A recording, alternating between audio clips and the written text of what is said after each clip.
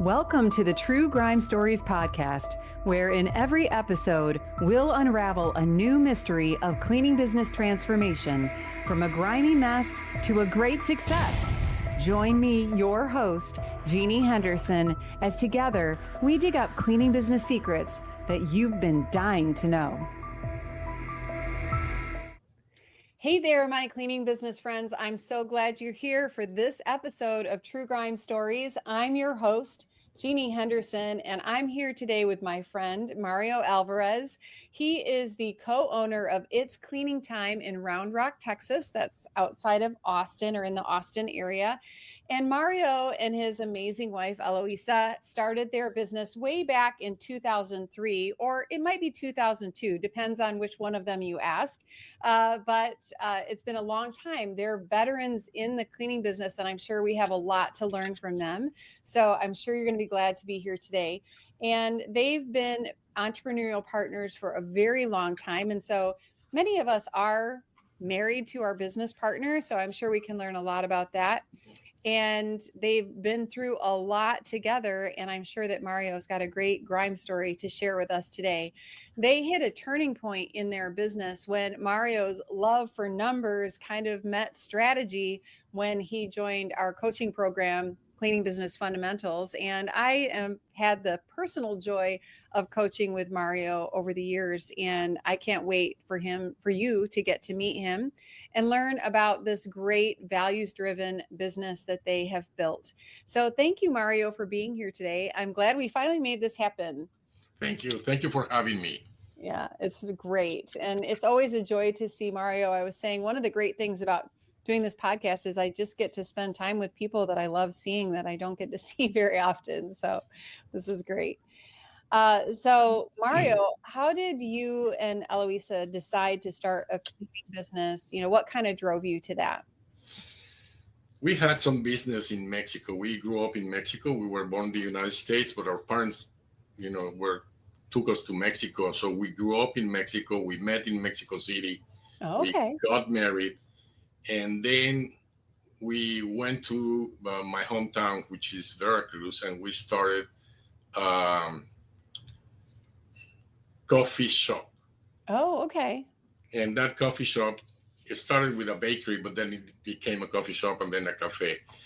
And it shows a lot of the problems of a business, but we managed to be successful when we saw that our kids were growing and we want them to come and enjoy all the marvelous things that the United States can offer them. So we came here with our kids, and then we were looking for things to do. So I had a couple of jobs, and we decided, okay, let's start a bakery because that's something that we know.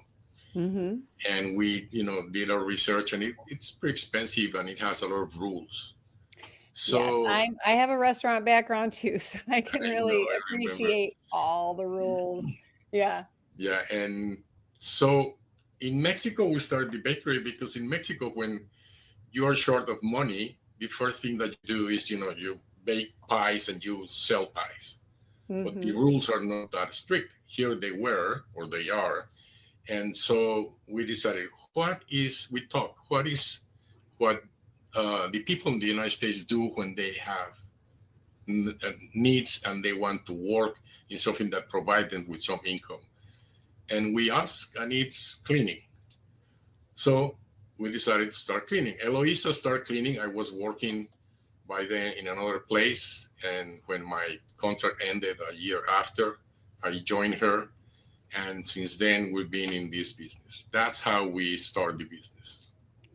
That is really true what you said. Like in the US, one of the many jobs that people will go to when they need to earn a little extra cash is the cleaning industry. It's something easy to start. You can do it yourself. You can do it without a lot of training, which many people do.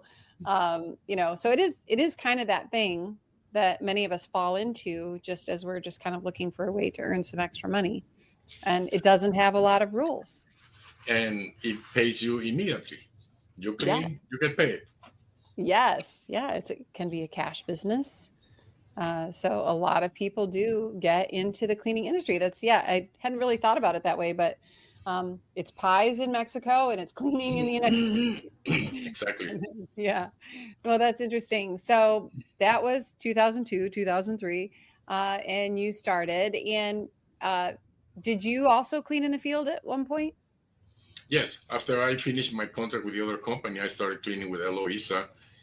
And while we were cleaning, uh, two things happened. First, we talk and say, what is going to happen if we get sick? What is going to happen if we want to take a vacation?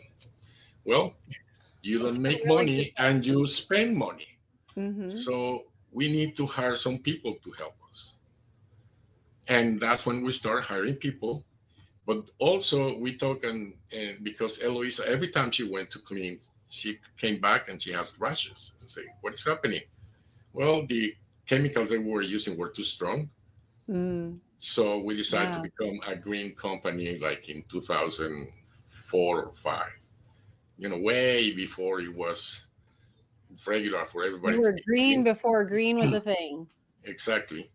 So we started doing that. And so that working together, that's how it happened.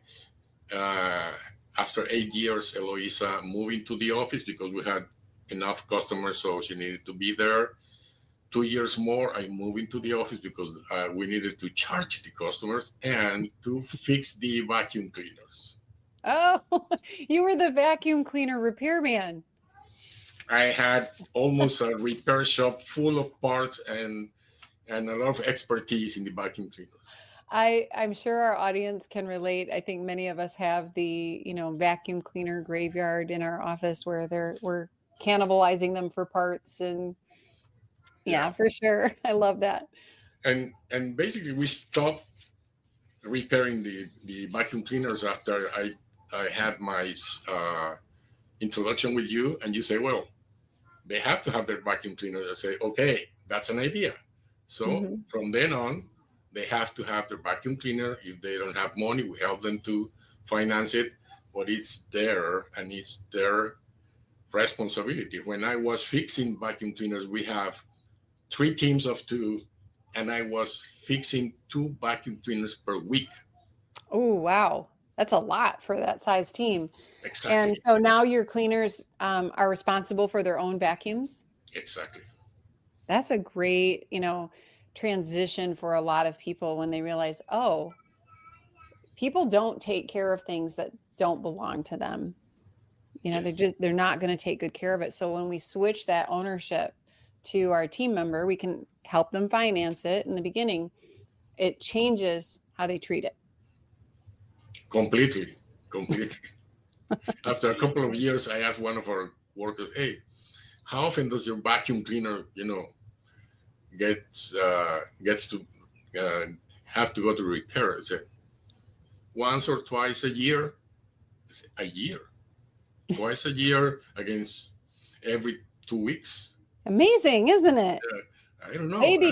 They became smart about how to take care of their vacuums when they didn't have Exactly, us to rely on. Being a vacuum cleaner repairman is kind of a crutch for our team, and it allows some bad behavior that you just don't realize that we can do without. So I love that. That's a great little tip right there for anybody who's listening. Just that, because people in the cleaning industry love to talk about vacuums. not anymore in our group. Not Mario's like, not Yeah. anymore. No.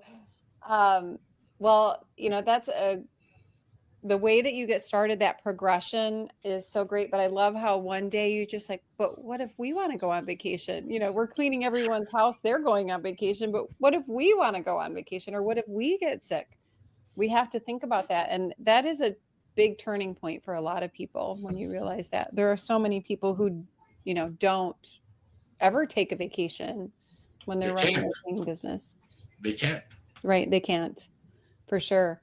So, well, this is True Grime Stories, and we want to get, deep into some of the grimy mess that cleaning business owners experience over the life of their business. So I want you to think back at a time when you really were stuck in the grime and share that grime scene with our audience. So when I mention that, what is a time in your business life that you were really stuck and you had to find your way out of it? Well, it was like 2018. Hmm. We had about 10 teams. No, about 10 people. About 10 people. Okay. Yeah. And then one November, 6 of them quit. Ooh, ouch. Ouch. Yeah. So what kind of led up to that? Well, we needed to start hiring. And Hmm. of course, at the beginning, we started hiring warm bodies, so anybody could work with us. Then we became more, selected.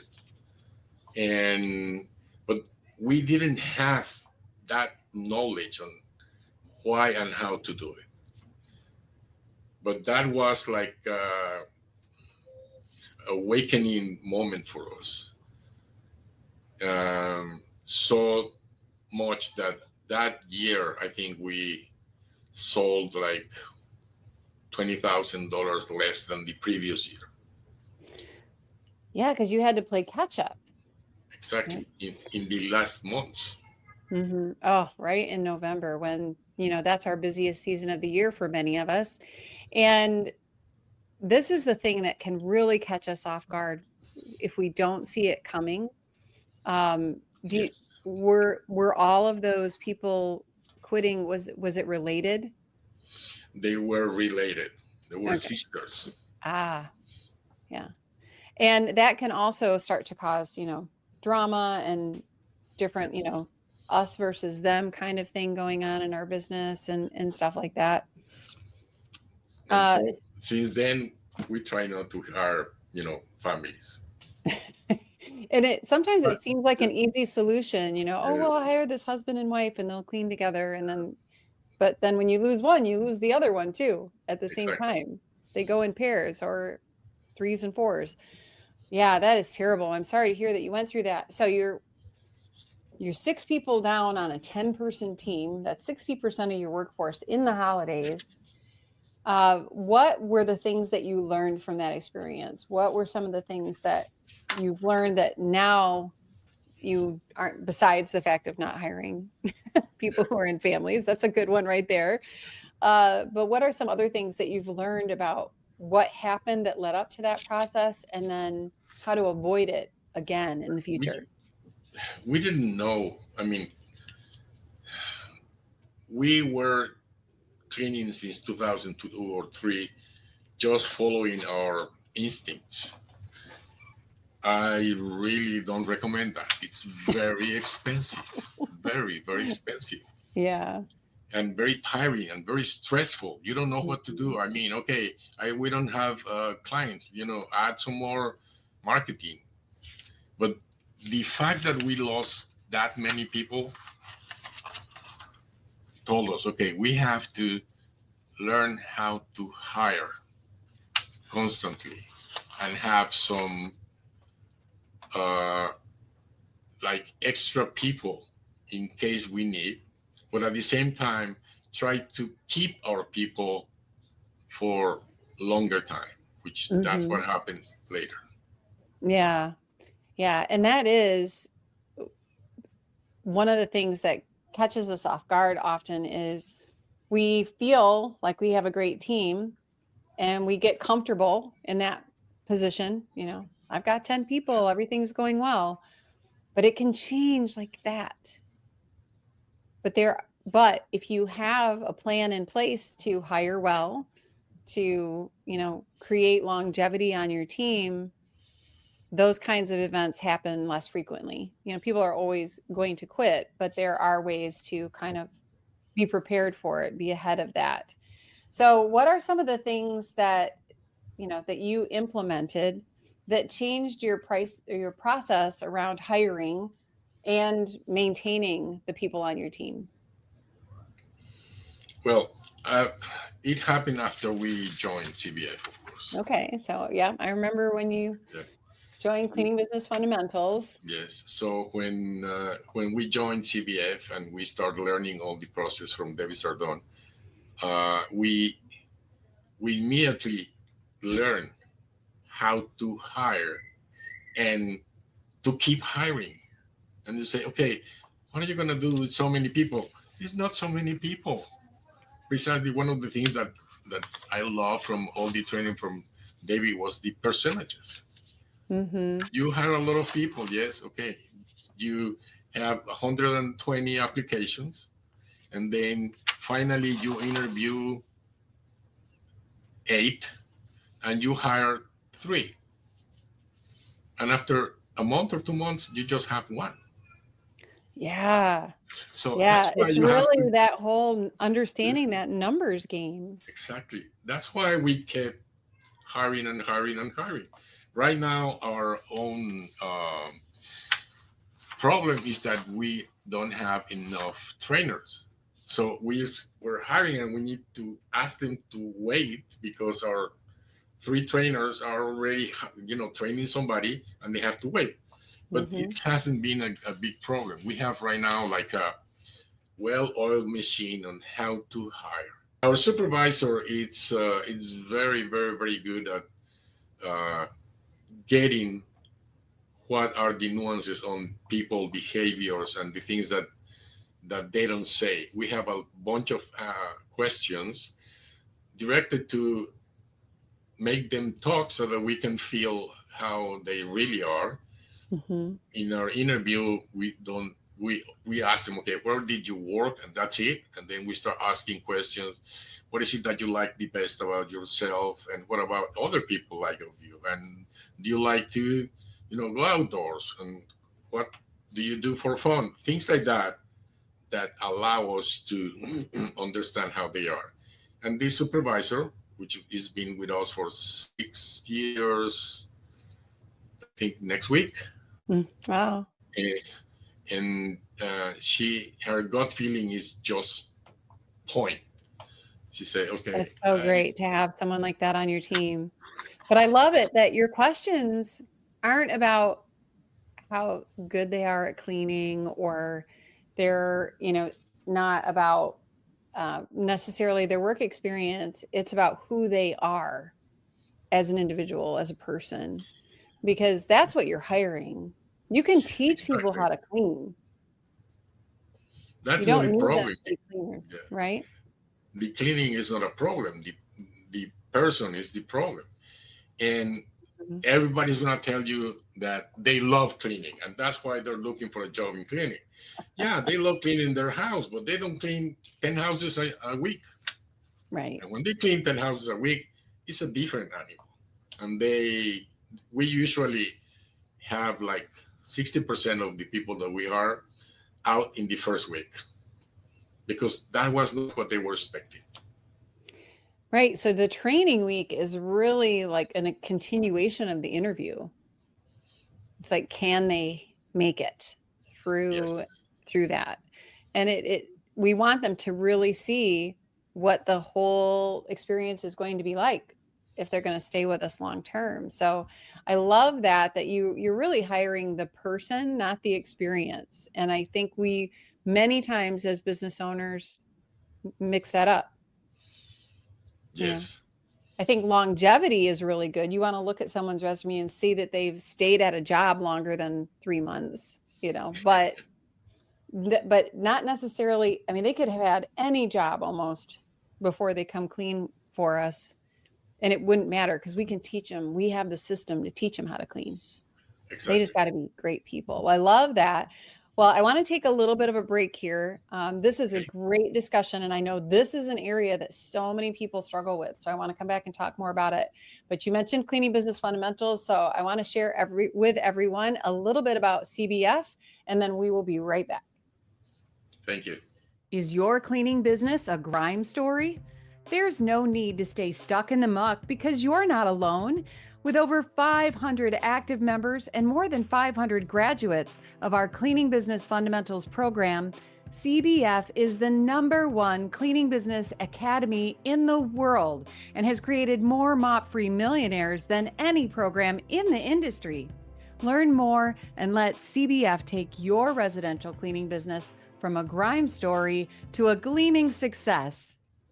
Welcome back, everybody. So glad that you stayed with us. I am excited to continue my conversation with Mario, talking about how his business changed and his hiring process changed. So, Mario, you were talking about changing the way that you handled your hiring process and your interviewing process.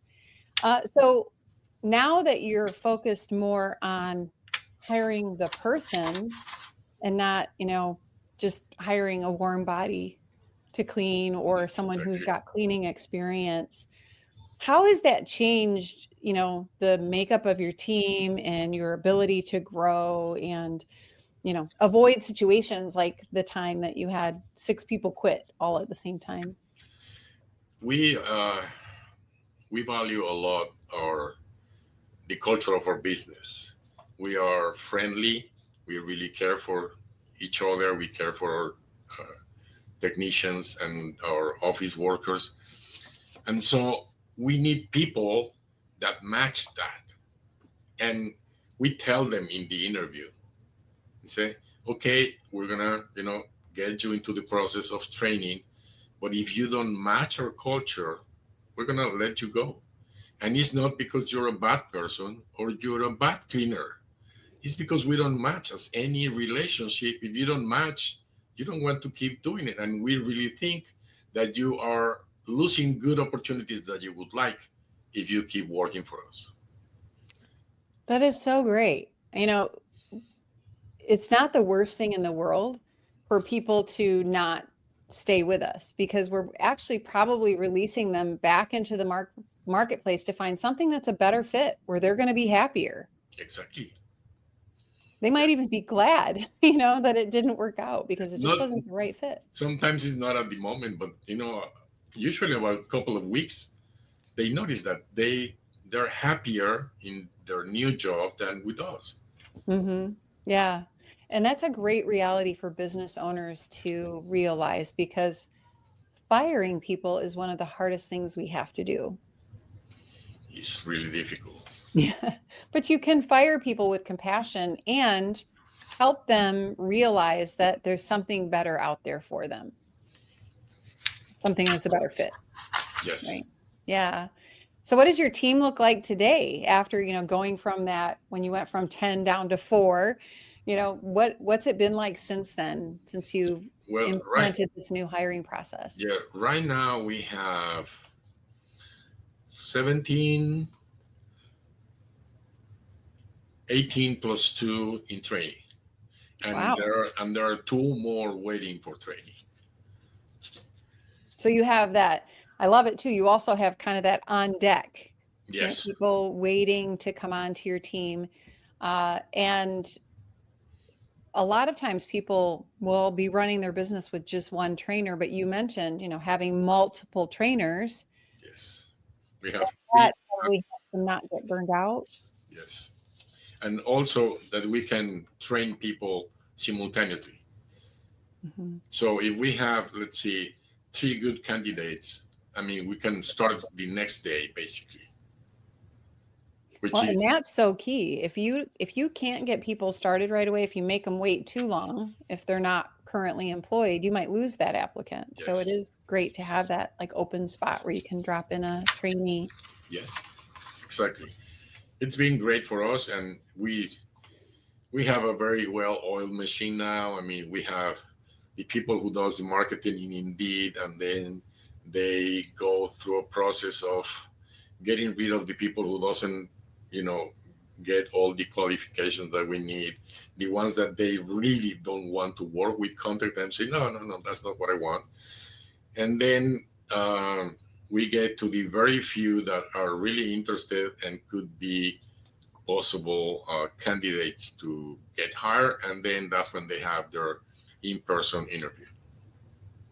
Yeah, and it is kind of developing almost that kind of an ideal profile of the employee that you're looking for, and there have to be a certain set of must-haves, like Yes, you can call them qualifications, but they must enjoy this. They must have this type of availability to make it through that filtering process to even get an interview. exactly. And there's something that I want to mention because Mhm. it was a eye opener for me. I was doing the in-person interviews, and we were getting not really good people. And then I noticed it. It's because I'm too kind. And any people that comes and say, "Oh, I really need to work," and they look like a nice person, I say, "Okay, this is a good." And so that's why the supervisor does the in person interviews, because she's more strict, and I'm not that good for that. You're a softie. I'm a softie, exactly. Well, I think that that is a case for a lot of people. You want to help people. And I mean, that's why you're in the cleaning business. You like to help people. And from the very beginning, you were trying to find a business that helps people. And Exactly. yeah, it, but we aren't necessarily the best people at the job.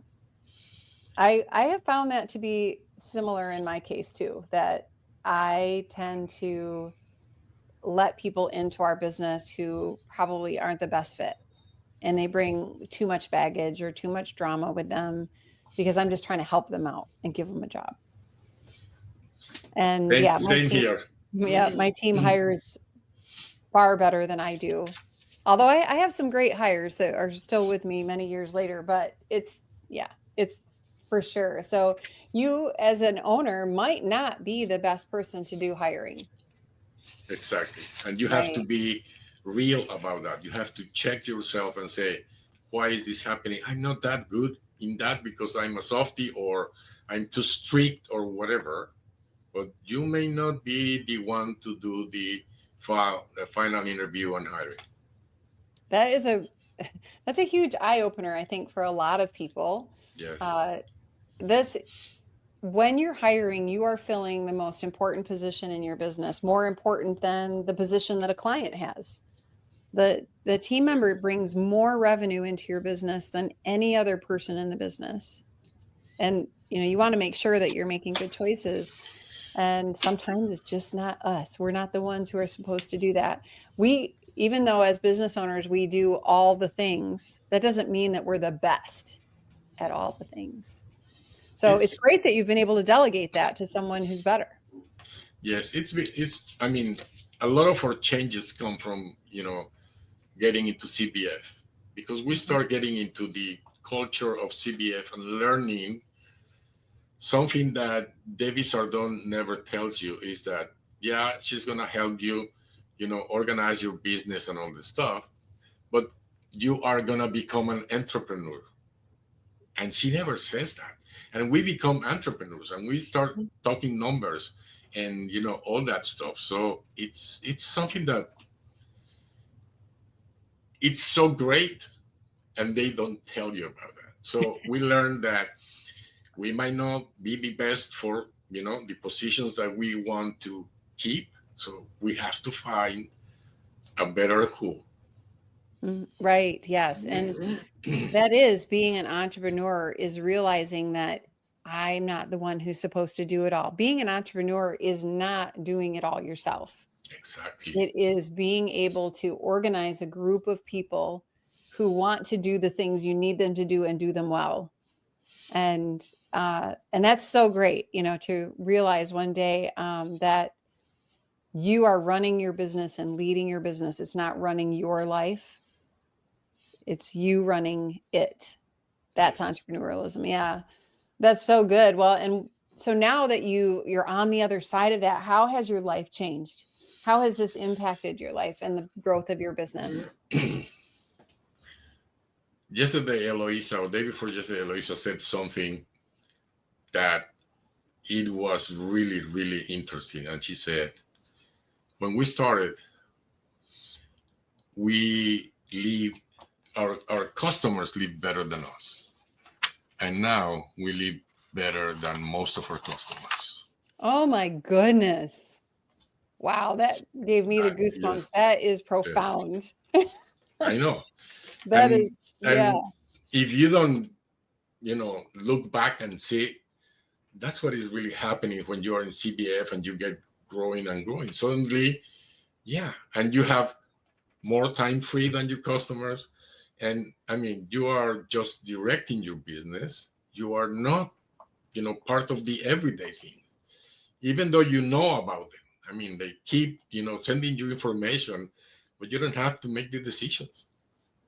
Not anymore. Mm-hmm. Yeah. And it's so freeing.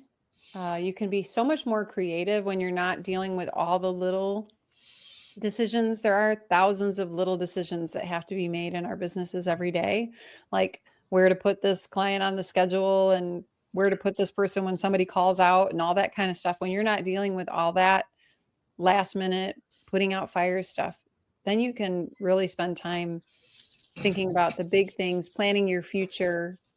Um, Yeah, yeah.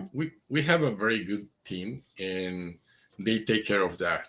And I was talking to one of our technicians, like, an hour ago, and I was telling her, we have problems every day. We have, clients that want to, move their cleaning, and we have workers that, I mean, they had an important thing, a kid really bad, they have to go to the hospital, the car broke. And but for me and for my team, those are the things that makes the business. I mean, we have to solve problems. Every business has a problem or several problems, and we Mm-hmm. have those problems and we have to solve them. It's not that the world is going to end. We're going to solve the problems. We're going to, move the schedule and all the stuff. Is part of being in this business. Yeah, that doesn't go away. No, You at all. get better at it and you get less rattled by it as you become more experienced and you have more systems in place. But yeah, that's a great lesson to share with your team members too, because sometimes they can get frustrated. Like, why does my schedule change all the time? It's like, because we're solving problems. Exactly. Yeah, that's right. We solve problems for our customers and we solve problems for our team members every single day. And yeah, that's really great. Well, before we leave, do you have one piece of advice or, you know, a verse or a saying that keeps you going that you want to share with our audience? Well, I really want to say this because it's important for me. I mean, if you're not in CBF, get in CBF today and stay in CBF. If you're part of CBF, keep learning and growing your business because that growth depends on your growing. Mm-hmm. Right. Yeah. Well, and the thing I love about you, Mario, too, is when I met you, you had a big business already. You Yes. know, a lot of people think that um, if I'm going to go to a coaching program, that's just going to help me start a business. But we see a lot of people in our coaching program who have big businesses that might be considered successful if you look at them from the outside. But, you know, when you pull back the curtain, there's all whole kind of It's a mess going on in mess. the background. Exactly. Right? And I meet people with $1 million businesses who aren't making money, who can't take a vacation, you know, and so you had a big business when you came and you had to make a lot of changes in your business. And here you are, still smiling and Yes. still inspiring people. So it doesn't have to be that you are just getting started out in the cleaning industry to benefit from having a mentor. Everybody needs one. I'm convinced of that. In fact, I already mentoring somebody else in Uh-huh. other industry Mm-hmm. because I think that we need mentors. Mm-hmm. And right now, our business is stable. We can see the future and we can plan for the future. We didn't have that before CPF. It was just okay, reacting every day. Not anymore. That is so great. Well, and I know you have always been so helpful to others in the industry. So that's cool to hear that you're Thank you. mentoring others because that's, you know, passing it on, passing it forward to someone else. So that's so great. Well, I'm so glad that today we had the time to hear part of your story. And please give my best to your beautiful wife. Thank you. She's so dear. And you guys have built something really great, so much to be proud of. And I know that there's just so much great success there. And I love what you shared because uh, hiring the right people is such an important part of being able to grow in this industry or any other, really. Yes. Can't have a business without people. Thank, So this is so great. thank you for having me. I really enjoy this conversation as always. I always enjoy, having these conversations with you. Yeah, no, it's so good to see you, and looking forward to the next time. Okay. So thank you, Mario, and I want to thank everyone in our audience for being a part of this episode today too. And I hope that you have found something helpful here. And be sure and check out our other episodes. We're building a great library of problem solving for the cleaning industry. And I'm sure you'll find a solution to other problems that you might be dealing with there. And be sure and share this episode with your friends, subscribe and download, and give us your review.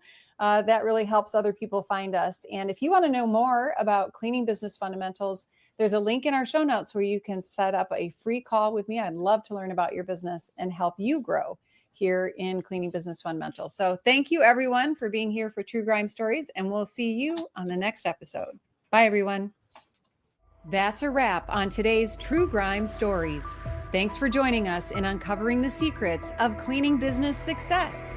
Don't forget to subscribe, share, and download, and check out our show notes for links and info from today's episode, and to learn more about our sponsor, Cleaning Business Fundamentals. Join us next time as we solve another True Grime story.